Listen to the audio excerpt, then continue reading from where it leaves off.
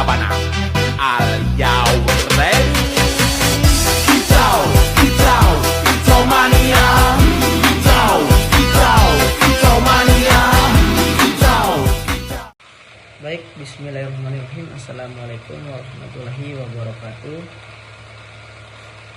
Baik, di sini saya akan menceritakan masalah pada saat saya kecil dulu. Ada satu masalah yang paling tidak saya lupakan pas waktu saya SMP.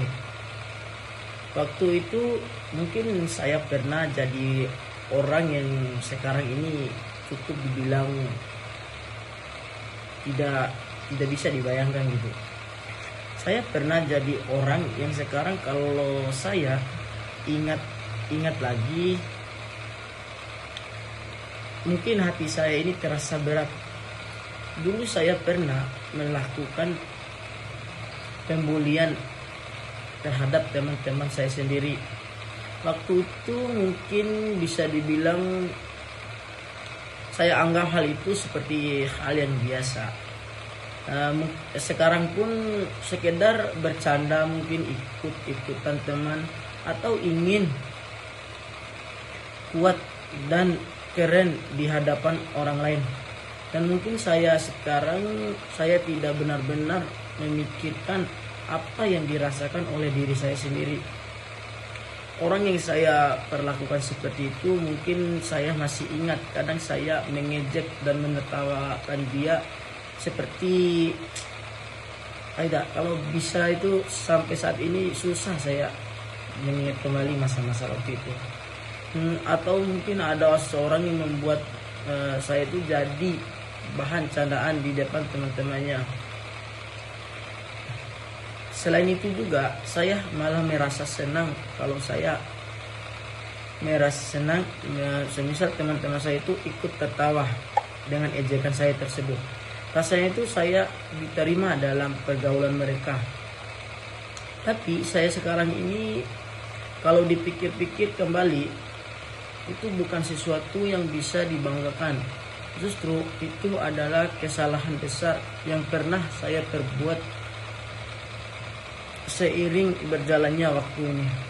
Saya mulai berubah, entah mungkin berubah umur, berubah pikiran, pola pikir, pengalaman, atau hidup di era sekarang ini. Mungkin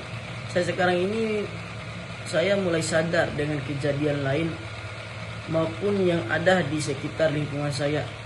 Dan saya mulai sadar dari apa yang saya lakukan dulu itu sangat tidak baik. Makanya saya mulai sadar sekarang ini mulai merubah diri saya menjadi orang yang berpengaruh dan orang yang sangat baik kepada orang lain. Mungkin saya mulai membayangkan bagaimana melihat kejadian lain. Saya mulai sadar di posisi orang sekarang ini. Dan saya juga mulai sadar dengan posisi orang yang saya bully dulu pasti sakit. Bukannya secara fisik, tetapi juga mentalnya akan rusak. Bisa jadi di manusia tidak dihargai, tidak percaya diri, bahkan mungkin trauma yang paling bikin saya menyesal adalah saya tidak tahu seberapa besar dampak yang akan terjadi dengan seseorang yang saya bully. Terus mungkin saja saya masih mengingat kejadian itu sampai sekarang. Mungkin saya itu mempengaruhi cara dan melihat saja itu dirinya sendiri biar bisa menghapus itu. Begitu saya kembali ke masa itu, mungkin saya harus berperilaku sopan lagi terhadap seseorang.